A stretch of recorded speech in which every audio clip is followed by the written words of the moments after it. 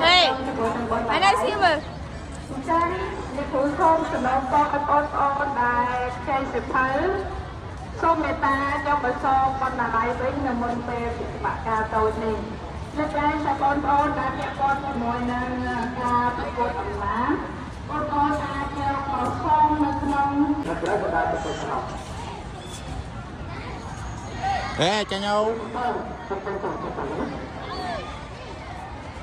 បាទអរគុណសម្រាប់ការឡើងខ្លួនឥឡូវណាខ្ញុំបានជម្រាបជូនដល់បងប្អូនតាមដល់ដល់